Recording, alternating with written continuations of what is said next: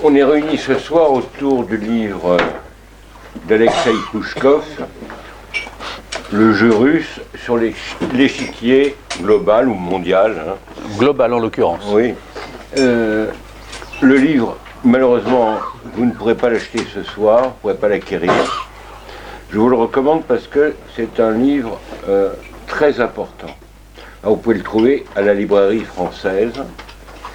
Il a commencé sa carrière politique avec le dernier président de l'URSS, sénateur, journaliste, écrivain, et il dresse dans ce livre, au fond, le bilan des rapports de la Russie avec le monde de 85 à nos jours, ou plutôt jusqu'à l'année précédente, à l'année dernière. Voilà. Et c'est vous le traducteur, ou l'éditeur. Je suis l'éditeur. Voilà. Alors, allez-y. Merci. Donc, effectivement, je viens vous voir en tant qu'éditeur. Je suis déjà venu, certains s'en souviennent peut-être, en tant qu'auteur, mais là, ça n'est plus le cas. Frère Thierry m'avait demandé d'apporter des exemplaires du livre, je les avais avec moi, et puis malheureusement, je suis passé dans une librairie qui vend nos livres et qui m'a dit « on n'en a plus, qu'est-ce qu'on fait ?» Et je leur ai laissé les livres. Donc vous le trouvez, comme on vous l'a dit, à la librairie française, et en fait, il est en vente dans 12 librairies à Paris. Tout près d'ici aussi, enfin et sur le site de l'Alliance franco-russe. Alors je me présente très rapidement. Je suis un Français qui a travaillé 33 ans à l'étranger, aux États-Unis, en Angleterre, en Belgique, en Suisse, un petit peu au Japon et surtout 15 ans en Russie. Donc je sais de quoi je parle, j'y étais. Je suis arrivé à Moscou en mars 92 et j'y suis resté jusque fin 2008. Et je continue à y retourner et j'ai toujours des contacts et une activité professionnelle entre la France et la Russie. Je suis donc éditeur, c'est notre deuxième livre, c'est une toute petite maison d'édition. Je suis également vice-président de l'Alliance franco-russe, qui a un site qui est très actif, si ça vous intéresse. L'adresse est simple, c'est alliancefrancorusse.fr, en un seul mot. Et donc je viens vous parler de ce livre que j'ai lu avec grand plaisir parce que il nous parle de choses que l'on connaît, ou plutôt des choses que l'on croit connaître. Ce qui s'est passé entre la Russie et l'Occident de 85 à nos jours, on en a entendu parler, on l'a lu à différents endroits. Mais l'originalité de ce texte, c'est qu'il est écrit par quelqu'un de l'autre côté, si je peux m'exprimer ainsi. C'est-à-dire qu'il vous donne un point de vue symétrique de celui que vous avez entendu jusqu'à présent. Il vous dit ce que les Russes pensent de ce qui s'est passé, de ce que les Russes pensent de leurs dirigeants. Certains d'entre vous auront peut-être des surprises. L'auteur, Alexeï Pouchkov, qui est aujourd'hui sénateur, mais qui est aussi journaliste. Il a une émission politique à la télévision russe tous les samedis à 1h de grande écoute. Vous n'aurez pas l'occasion de l'apprécier ce soir, mais c'est un parfait francophone en plus. Donc, a écrit ce livre non seulement du point de vue d'un Russe, comme je vous le disais, le point de vue symétrique, mais surtout en tant que quelqu'un qui a vécu ce qu'il écrit de l'intérieur. Il a commencé sa carrière comme haut fonctionnaire dans l'équipe des consultants qui écrivaient les discours de Gorbatchev. Alors il y a quelques passages assez amusants d'ailleurs sur la façon dont ça se passait, comment ils se réunissaient dans une maison à la campagne pour écrire les discours les plus importants. Comment on leur renvoyait le discours barré et ils devaient recommencer le travail, parfois 5 fois, 6 fois, 7 fois, pour finir en fait par reprendre la première version avec quelques modifications. Et là on leur disait c'est parfait, vous voyez quand vous voulez, vous pouvez le faire. Le livre est plein de ce type, enfin plein, ce livre comporte un certain nombre de petites anecdotes comme celle-ci. Il démarre en 85, parce que 85 c'est un tournant, 85 c'est l'arrivée de Mikhail Gorbatchev au poste de premier secrétaire. Excusez-moi pour le... Et donc, Gorbatchev arrive après une période où les soviétiques, disons les Russes pour simplifier, les Russes ont enterré 3 présidents, enfin 3 secrétaires généraux en 3 ans. Hein? Brejnev est mort, il a été remplacé par un mourant qui d'ailleurs s'est exécuté moins d'1 an après.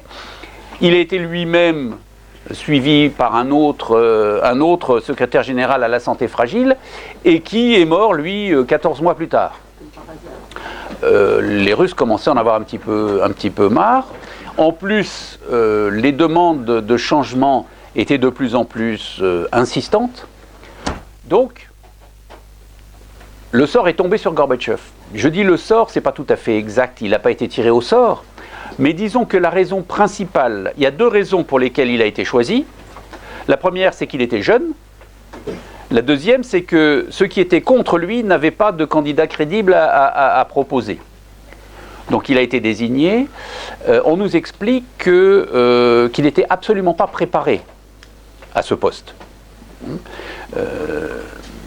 C'était pour moi, quand je vous disais, je suis arrivé en Russie en mars 92, c'est-à-dire 3 mois après la disparition de l'URSS. Le premier choc que j'ai ressenti, c'est l'opinion que les Russes avaient de Mikhail Gorbatchev. En Occident, c'était un héros. Quand même, la fin de la guerre froide, la chute du mur de Berlin, le prix Nobel de la paix. Quand je suis arrivé, les Russes ont commencé à m'expliquer que c'était le plus mauvais président qu'ils aient jamais eu. Bon, la place a été prise ensuite, parce qu'ensuite il y a eu Yeltsin qui était encore pire que lui, dans l'opinion des Russes.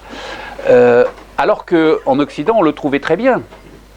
Et Alexei Pouchkov l'explique bien dans son livre. Pourquoi est-ce que l'Occident aimait Gorbatchev? Parce que c'est lui qui a participé à la disparition de l'URSS, même si ce n'était pas son objectif. Et puis ensuite, ils aimaient Yeltsin parce que Yeltsin faisait tout ce que lui demandait l'Occident, à vrai dire. Hein? Il a participé à la chute de la Russie et ça a arrangé tout le monde. Les Américains ne voulaient surtout pas une Russie forte. Donc Yeltsin et son premier ministre des Affaires étrangères, M. Kozyrev, en fait, c'était oui, amen à ce que demandait, mais à un point stupéfiant. Il y a une autre anecdote dans le livre.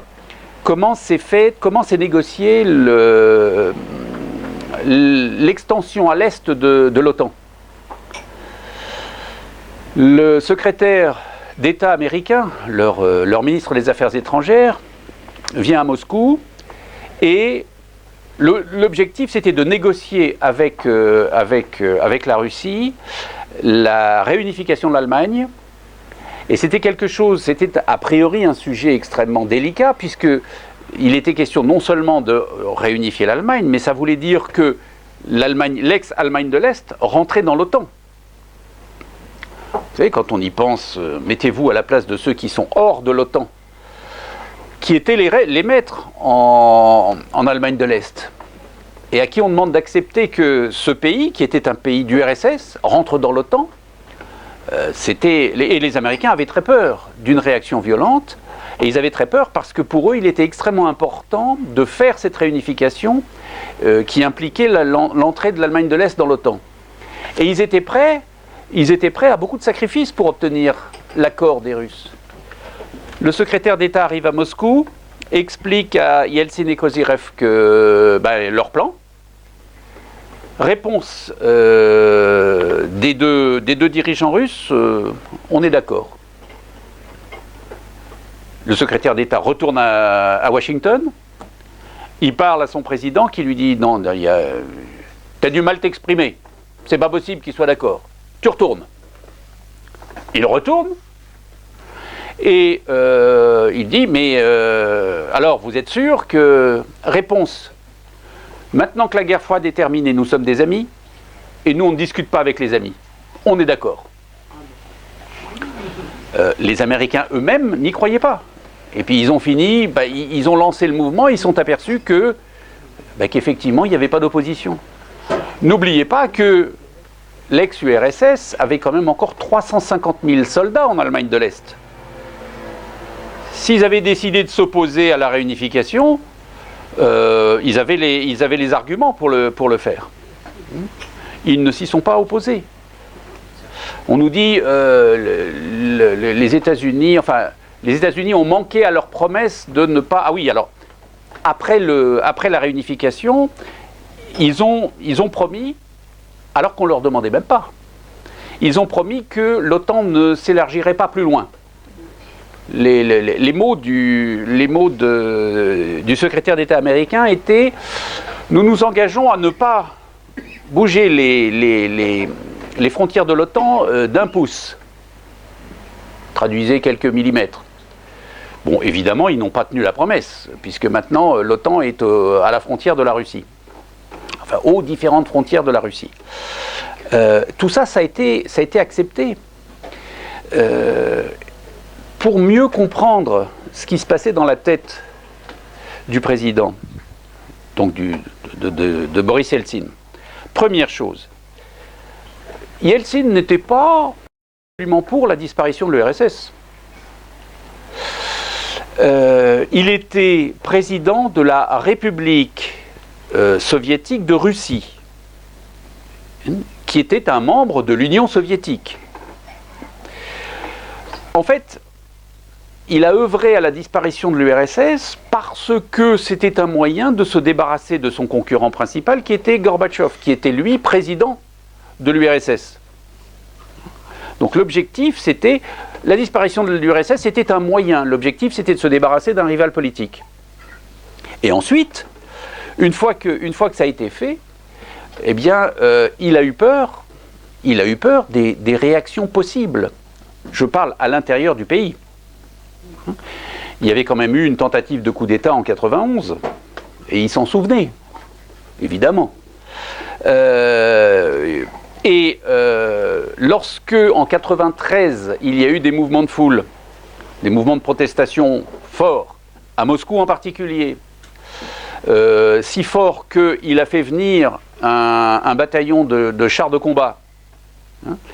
Ce qui s'est passé, c'est les députés sous les ordres, enfin disons les députés dirigés par Rutskoy, qui était le président de la Douma, se sont enfermés dans ce qui était à l'époque l'immeuble de la Douma, cet immeuble tout blanc, qui aujourd'hui est le siège du gouvernement puisque la Douma a été transférée dans le centre de Moscou. Ils ont dit, nous on sortira que lorsque Yeltsin sera parti et qu'on reviendra à l'ancien système. Et il a fait venir les chars, il a fait tirer au canon sur ce que les Russes appelaient et appellent toujours d'ailleurs la Maison Blanche. C'était saisissant, j'y étais, j'ai fait des photos. La Maison Blanche, alors comme ils ont tiré en hauteur, les incendies se sont déclarés 2 ou 3 étages en dessous du haut de l'immeuble. Et cet immeuble est un immeuble très, très large, avec des arrondis à chaque bout. Et si vous regardiez l'immeuble de l'un de ces bouts, ça ressemblait à une cigarette à moitié fumée. Hein, il y avait la partie blanche et la partie noire qui était... À ce moment-là, Yeltsin a dit à ses conseillers, bon, si ça tourne mal, je vais aller demander l'asile politique à l'ambassade des États-Unis. On n'en a pas parlé, c'est dans le livre, et il n'a aucune raison d'inventer des choses comme ça, évidemment. Et ses conseillers ont quand même réussi à le convaincre que c'était peut-être pas la meilleure des idées. Mais pendant très longtemps, Yeltsin a considéré les Occidentaux, et en particulier les Américains, comme sa bouée de sauvetage. Si ça tourne mal, eh ben, les Américains me défendront. Et c'était en partie vrai. Parce que les Américains voulaient garder Yeltsin. Ils voulaient garder Kozyrev, son ministre des Affaires étrangères, qui faisait à peu près tout ce que lui demandaient les Américains. À Moscou, à l'époque, on appelait Kozyrev le ministre des Affaires étrangères américain. Pour vous donner une idée. Et lorsque les choses sont allées un petit peu trop loin, lorsque Yeltsin a commencé à envisager peut-être la possibilité de se débarrasser de ce ministre des Affaires étrangères qui était de plus en plus mal vu dans le pays, les Américains sont venus lui expliquer qu'il ne fallait surtout pas faire ça, qu'il avait le meilleur ministre des Affaires étrangères du monde et qu'il ne fallait pas y toucher. Et il y a eu un article dans le Wall Street Journal dont le titre était « Il faut garder Kozyrev ». Et d'ailleurs, le Wall Street Journal, qui est, enfin, ceux qui s'intéressent aux États-Unis le savent, qui est une sorte de porte-voix du gouvernement américain, des intérêts financiers qui sont derrière le gouvernement américain, pour être plus précis, a publié plus tard d'ailleurs un article dont le titre était Virer, comment s'appelle-t-il, j'ai un trou de mémoire, le successeur de Kozyrev, le nouveau ministre des Affaires étrangères. Donc tout ça, c'est des choses qui ne sont pas publiques, mais ce ne sont pas des secrets d'État non plus. C'est simplement le point de vue de quelqu'un qui était dans l'administration, dans la haute administration russe, et qui a quitté d'ailleurs la haute administration russe au milieu des années 90, quand comme il l'écrit dans son livre, quand il a senti que c'était sans issue. Et il est retourné à son métier de journaliste, mais dans son métier de journaliste, enfin dans le journal qu'il a pris comme rédacteur en chef adjoint, il a été affecté évidemment au pool, comme disent les Américains, au pool de journalistes qui suivaient le président. Donc il a continué à voir ce qui se passait et il continue à l'expliquer dans son livre. J'aurais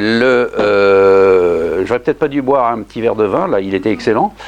Il faut que j'aille chercher le nom de ce ministre des Affaires étrangères parce qu'en plus c'est quelqu'un d'extrêmement... voilà, Primakov, Yevgeny Primakov, qui a remplacé. Mais Primakov, c'était totalement autre chose. Primakov, c'était le haut fonctionnaire soviétique, le vrai homme d'État, qui lui ne pensait qu'aux intérêts de la Russie. Ce que les Russes reprochent à Gorbatchev et à Yeltsin, c'est de ne pas avoir tenu compte des intérêts de la Russie, ne pas avoir cherché à défendre les intérêts de la Russie, et donc avoir laissé les États-Unis s'installer, prendre la direction du monde et s'occuper, eux, des intérêts américains. Et dans les anecdotes qui sont dans ce livre aussi, vous avez l'affaire de la Yougoslavie. Yevgeny Primakov était dans l'avion en direction de Washington pour participer à une commission entre les deux ministres des Affaires étrangères. Et il était en l'air quand il a appris le bombardement de la Yougoslavie. Il a fait faire demi-tour à son avion, au-dessus de l'Atlantique, demi-tour. Puis il a appelé le ministre des Affaires étrangères américain qui lui a dit « Mais Yevgeny, fais pas ça, viens, on va discuter. » Il dit « Je ne peux pas discuter avec des gens qui font des choses comme ça, excusez-moi, je ne viendrai pas. » Et ensuite, il a appelé Yeltsin en lui disant « Monsieur le Président, j'ai fait faire demi-tour à mon avion. » Parce que, et il l'explique lui-même, si je l'avais appelé pour lui demander l'autorisation, il ne me l'aurait peut-être pas donné. Et bon, je veux dire, un ministre, ça obéit au président. Si le président dit « niet », bah, on ne fait pas. Mais si le président n'est pas au courant, on le fait et on le tient au courant après. Il paraît que Yeltsin a été stupéfait et la première réaction, c'est « Est-ce que vous aurez assez de kérosène pour rentrer ?» Il l'a rassuré, oui, on a ce qu'il faut, j'aurais pas fait demi-tour.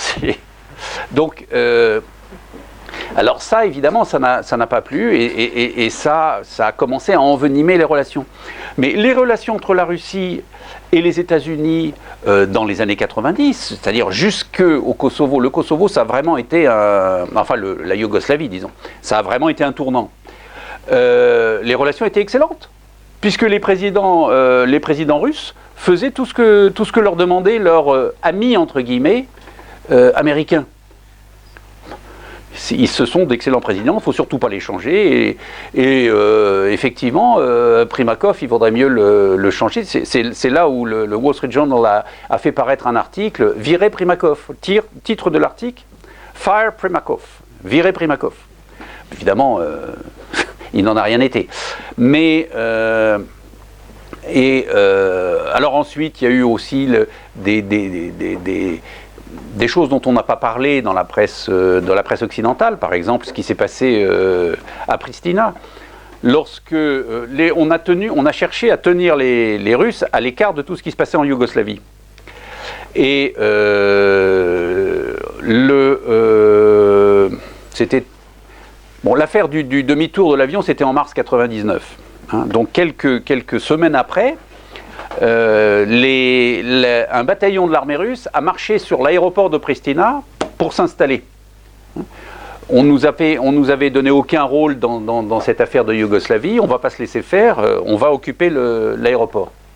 C'était absolument imprévu. Et là aussi, Yeltsin n'était pas au courant. Cette fois, ce sont les généraux qui ont pris la décision de quand même taper un peu sur la table. Ils en avaient marre de se faire mépriser par quand même les anciens adversaires, les toujours adversaires d'ailleurs. Et lorsque le général américain qui commandait les forces de l'ONU en Yougoslavie a appris au petit matin, parce que le mouvement s'était fait dans la nuit, on lui a dit « Oh, les Russes sont à l'aéroport ». Il a dit « Comment ?» Il a appelé le général McIntosh, l'anglais, qui commandait le contingent sur le terrain. Il a dit « Virez-moi les Russes ». Et McIntosh a dit « Excusez-moi, mais moi je ne veux pas déclencher la Troisième Guerre mondiale, donc il n'est pas question que j'y aille ». Puis après, ça s'est réglé par la négociation. Mais c'était aussi un moment où le gouvernement russe a commencé. Mais le gouvernement, non, c'était les généraux. La première chose, c'était le ministre des Affaires étrangères, puis c'était les généraux qui en avaient assez les premiers articles, les premiers chapitres, pardon, de ce livre s'intitulent « Gorbatchev, le début de la retraite géopolitique ». Ensuite, de puissance dominante à puissance dominée. Hein, et Yeltsin et Kozyrev, troisième chapitre, la diplomatie de la soumission volontaire. Ensuite, il y a eu 99, le 31 décembre 99, le discours du président. En Russie, comme dans la plupart des pays du monde, le président présente ses vœux à la population. La différence entre la Russie et la France, c'est qu'en Russie, ça se fait à 11h55, 5 minutes avant minuit. L'avantage, c'est qu'on sait qu'on n'en aura que pour 5 minutes. Oui, les vœux du président, c'est pas toujours des choses particulièrement, enfin pas très excitantes. Sauf que là, on a une surprise quand même.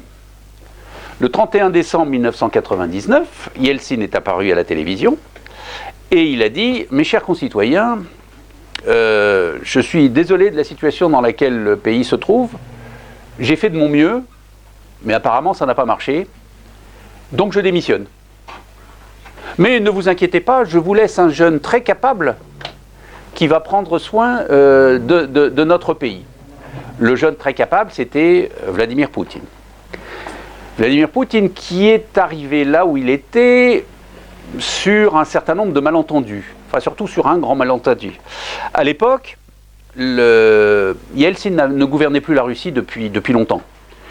Entre les excès de boissons et les problèmes de santé, il passait beaucoup plus de temps à l'hôpital du Kremlin que dans son bureau. Et il ne dirigeait, ça faisait à peu près un an qu'il ne dirigeait plus rien du tout. Mais le pays était dirigé. Mais dirigé par qui? Il était dirigé par ce qu'on appelait à l'époque la famille. Pourquoi est-ce qu'on appelait ça la famille? Parce que c'était constitué autour des filles du président, des gendres, et puis un certain nombre d'oligarques qui tournaient autour de ça. Et donc la famille était partisan du statu quo. Hein, c'était, si vous prendre des termes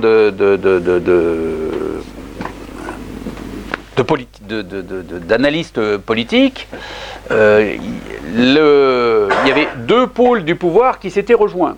Hein, un pouvoir équilibré, c'est un pouvoir politique, un pôle économique et un pôle de sécurité. Là, le pôle économique et le pôle politique s'étaient rejoints dans la famille. Le patron de tout ça, non officiel, c'était M. Berezovsky, dont on a entendu parler, qui est parti en exil en Angleterre, où il a été suicidé, on ne sait pas par qui, mais oui, si vous voulez, il a eu cet accident grave, après avoir envoyé à Poutine une lettre dans laquelle il disait Vladimir Vladimirovitch, puisque c'est comme ça qu'on s'adresse aux gens importants en Russie. Je m'ennuie trop de la Russie, je vous demande de me pardonner, je vais faire amende honorable, mais laissez-moi rentrer. Oui, mais un gars comme ça qui fait amende honorable, avec tout ce qu'il sait, sur tout ce qui s'est tramé contre la Russie, c'est extrêmement dangereux quand même. Donc il a glissé dans sa baignoire et le foulard qu'il avait autour du cou à ce moment-là, on se demande pourquoi d'ailleurs, un foulard sous la douche, s'est tendu et le pauvre est mort étranglé. Mais donc mais ça c'était après. Je reviens en arrière au moment de la succession. Donc il a fallu désigner un successeur. Et évidemment, on n'a pas laissé Yeltsin faire ça. Il y avait en fait deux candidats en lice. Il y avait Evgeny Primakov et un certain Vladimir Poutine. Vladimir Poutine, ancien colonel du KGB, ancien directeur des relations internationales de la mairie de Saint-Pétersbourg, adjoint de M. Sobchak, et qui avait été appelé au sein de l'administration présidentielle à Moscou, qui ensuite avait été nommé directeur du KGB. On le renvoyait dans sa maison de départ, et qui, en août 1999, avait été désigné Premier ministre, en remplacement d'un autre Premier ministre qui était un peu mou. Et c'est parce qu'il était Premier ministre qu'il est devenu automatiquement président par intérim, puisque c'est la Constitution qui veut ça. Mais on aurait pu s'y opposer.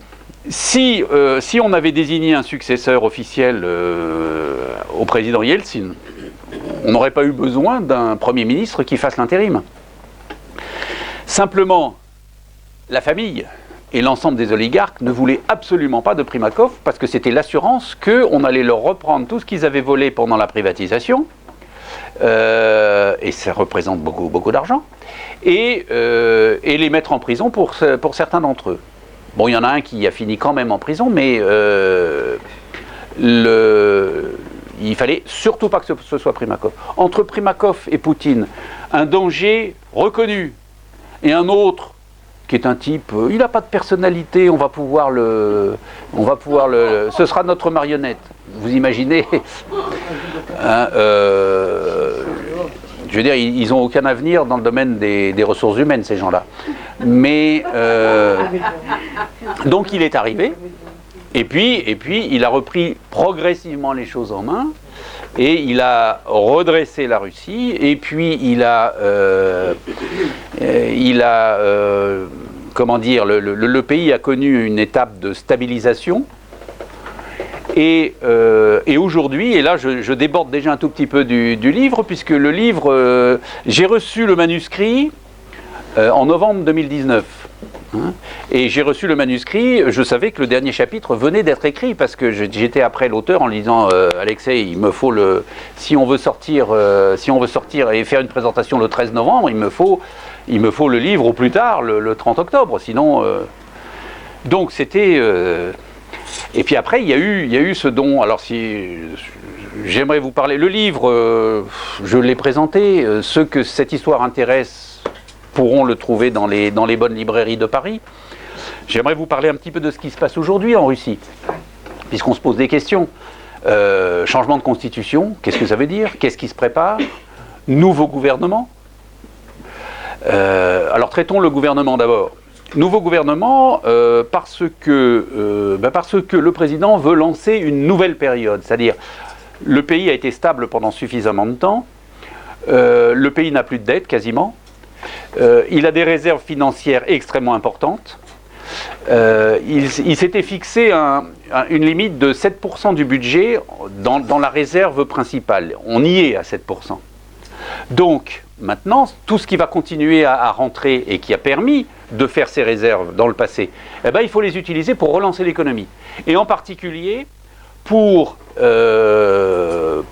s'occuper du niveau de vie des Russes, du bien-être de la population.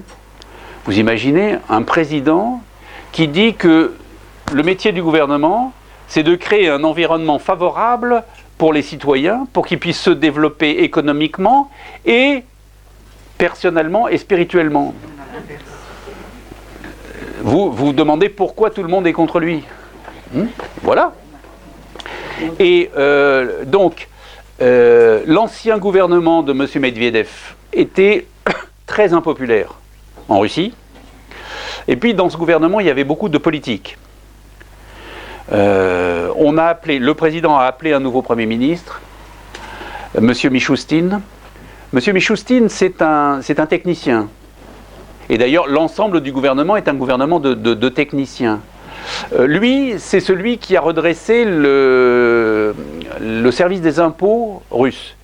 Il a entièrement informatisé le service des impôts. Vous imaginez un pays qui couvre 11 fuseaux horaires. Je dis 7 parce qu'il y a 7 heures différentes. Il y a des fuseaux qui ont été fusionnés. C'est un pays énorme, qui n'a pas d'équivalent dans le monde. Contrôler tout ça, il a réussi à le faire. Et aujourd'hui, le système est jugé comme extrêmement efficace par des techniciens, enfin des spécialistes étrangers. C'est pas lui-même ni M. Poutine qui le dit, ce sont des étrangers qui disent c'est vraisemblablement aujourd'hui le meilleur système fiscal du monde. On lui a dit bon ben vous avez réussi ça, ben, venez, maintenant vous allez appliquer vos méthodes au reste du gouvernement. Petite anecdote en passant, il y a une dizaine de jours, l'Alliance franco-russe tenait son assemblée générale au centre spirituel russe du Quai Branly, et l'ambassadeur a fait un discours, et ensuite il a accepté qu'on lui pose des questions, et il a répondu aux questions de la salle. Et justement, on lui a parlé du système fiscal. Il a dit, mais c'est merveilleux. Je prends mon téléphone portable, je rentre dans mon compte aux impôts, je sais combien je dois payer. Et avec le même téléphone portable, de Paris, je paye mes impôts. C'est merveilleux. Je veux dire que dans la salle, j'ai pas vu beaucoup d'enthousiasme. Hein.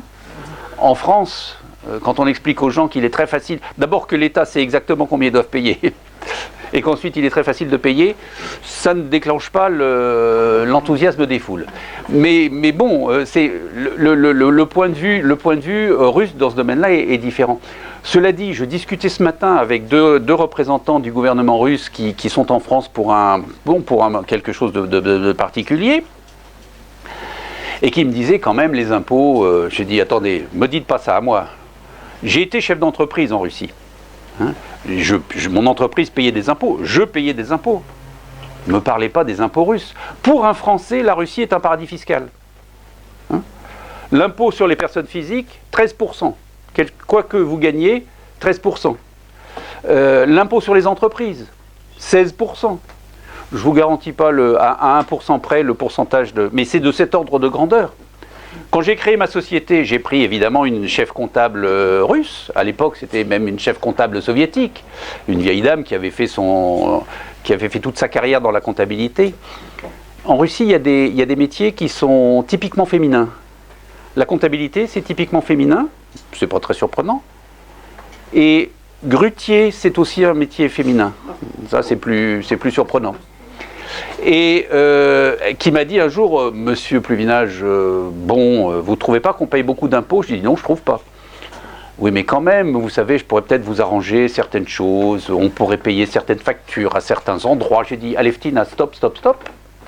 Je veux bien dormir la nuit, et moi, payer 16% du bénéfice de mon entreprise et avoir réglé tous mes impôts, c'est génial, je prends. Et elle était assez déçue que je refuse. Mais donc voilà une petite anecdote à propos du service des impôts. Et ce Premier ministre s'est entouré de ministres qui sont également des techniciens. C'est un gouvernement de techniciens, les politiques sont à l'extérieur. Parallèlement à ça, le président a proposé des changements de la Constitution. Alors, il a ses propositions, et puis la Douma, l'Assemblée nationale, a le droit de faire des propositions aussi, et ils ont même créé une une commission spéciale pour réfléchir sur ces changements à la Constitution. Et Alexei Pouchkov fait partie de cette commission. C'est pour ça que quand je l'ai appelé récemment en lui disant « Tu veux pas me faire un article sur le nouveau gouvernement ?» Il m'a dit non. Dans ma position, je dois respecter une neutralité stricte. Donc pour l'instant, je ne peux rien dire, je ne peux rien écrire. Bon, dommage. L'idée générale de ce changement de constitution, c'est de donner un peu plus de pouvoir à l'Assemblée. Par exemple, c'est l'Assemblée qui nomme enfin, si ces propositions sont acceptées, et on va le savoir assez vite, c'est l'Assemblée qui va nommer le Premier ministre sur proposition du Président, bien entendu. Et ensuite, c'est l'Assemblée qui va désigner les ministres. Alors, on n'est pas en train de passer dans un système complètement parlementaire, parce que le Président garde toujours la possibilité, pour des raisons officielles détaillées, de renvoyer tel ou tel ministre. Mais il n'a pas la main sur la nomination du successeur. Donc c'est quand même une limitation assez sensible des pouvoirs du président. Et puis il a proposé aussi de mettre dans la Constitution un certain nombre de choses qui ont trait au bien-être des citoyens. Par exemple, le salaire minimum va être inclus dans la Constitution et l'indexation du salaire minimum sera décidée et fera partie de la Constitution. C'est-à-dire qu'un gouvernement suivant ou un président suivant ne pourra pas toucher à ça, sauf à toucher à la Constitution, mais quelque chose qui est quelque chose quand même d'assez lourd. Alors, j'ai lu à droite à gauche, et évidemment dans les journaux américains en particulier, qu'en réalité tout ça c'était du vent et que Poutine était en train de se préparer à pouvoir rester président après 2024, qui est théoriquement la fin de son mandat actuel. Et il a été questionné, j'ai fait moi-même un article sur ce sujet sur le site de l'Alliance franco-russe. Il a participé, comme il le fait souvent, à des forums dans différentes villes de Russie où sont invités des anciens combattants, des hommes politiques, des hommes et des femmes politiques, des étudiants. Et un certain jour du mois dernier, il a participé à une de ces réunions à Saint-Pétersbourg. Et il y a un vieil amiral, un amiral très connu en Russie, qui lui a dit « Mais Vladimirovitch, quand même, vous avez fait beaucoup de bien au pays. Est-ce que vous pensez que c'est bien pour nous que vous partiez? Vous êtes encore jeune. » 3 ans, c'est ça. Oui. On pourrait peut-être... Et la réponse de Poutine, là, ça a été non. D'abord, non, c'est pas possible. Et deuxièmement, est-ce que vous voulez vraiment que l'on revienne à la situation du milieu des années 80 ? Quand le président, ceux qui faisaient office de président, c'est-à-dire à l'époque secrétaire général, mourait dans son bureau, sans se préoccuper de sa succession. Vous voulez être de nouveau dirigé par des vieux mourants? Moi, c'est pas ce que je vois pour la Russie. Donc, en 2024, je m'en vais. Un peu plus tard dans la journée, des politiques lui posent la question. Alors, il lui posait beaucoup de questions. Je choisis les questions, d'abord parce qu'il est déjà 9h25. Et Monsieur le Président, alors est-ce qu'on se dirige vers un régime parlementaire? Et il a dit non, non plus. Parce que le régime parlementaire n'est pas adapté à la Russie. Nous avons un énorme pays qui est habitué à être dirigé par le centre. Et les partis politiques tels qu'ils existent aujourd'hui ne sont pas assez professionnels, assez anciens pour que l'on puisse instaurer un régime parlementaire. D'autant que beaucoup de partis sont en réalité dépendent d'une personne. Et il a cité le cas de Vladimir Zhirinovsky, qui est président du LDPR, le parti libéral-démocrate. En général, quand ils mettent libéral-démocrate dans leur titre, c'est qu'ils ne sont ni l'un ni l'autre. Hein. Mais si aujourd'hui le LDPR existe à cause de Zhirinovsky, si Zhirinovsky meurt, et ça va lui arriver, donc quand Zhirinovsky va mourir, que va-t-il arriver au parti? On n'en sait rien. Il est fort possible qu'il disparaisse. Donc sur ces bases-là, On ne peut pas construire un régime parlementaire. D'autant plus que dans d'autres pays qui ont des partis plus anciens, certains centenaires, il arrive qu'à la suite des élections, on ne puisse pas se mettre d'accord sur un gouvernement. Et il y a des pays qui restent 6 mois sans gouvernement. Il a oublié la Belgique qui, elle, était restée plus d'1 an sans gouvernement. Et les Belges qui rigolent en disant ça marchait mieux quand on n'avait pas de gouvernement. Mais ça, je leur laisse la responsabilité de ce genre de... Bon, et puis il y avait le roi. Enfin bon, oui. Mais conclusion de Poutine, la Russie ne supporterait pas d'être 6 mois sans direction. Donc, là aussi, c'est niet. Dernière intervention, c'était le soir à Sotchi avec des étudiants. Et une étudiante dit, Vladimirovitch, est-ce que vous n'envisageriez pas, par exemple, une solution type de ce qui s'est passé à Singapour ou de ce qui s'est passé au Kazakhstan? Au Kazakhstan, on a créé un poste spécialement pour l'ancien président, Nazarbayev. Un autre président a été élu, mais Nazarbayev reste en place et comme c'était le président depuis l'indépendance, l'autorité, au moins morale, mais même politique, réside chez lui. Réponse de Poutine, ce serait possible, mais il n'en est pas question. Oui, Nazarbayev, c'est le père de la République. Mais moi, je ne veux pas être le père de la Fédération de Russie. D'autant plus que, si on adoptait un système comme celui-là, ça minerait complètement l'autorité, non pas seulement du président, mais du poste de président. Et ça, je ne veux pas. Donc, 3 fois non dans la même journée. Conclusion de mon article, en 2024, Vladimir Poutine s'en va. Il ne va pas disparaître du paysage, mais il n'aura pas de position d'autorité parce que ce n'est pas la vision qu'il a de la Russie.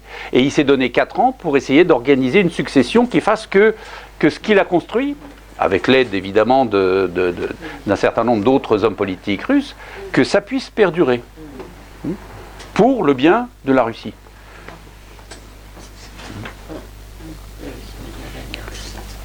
Avez-vous des questions ?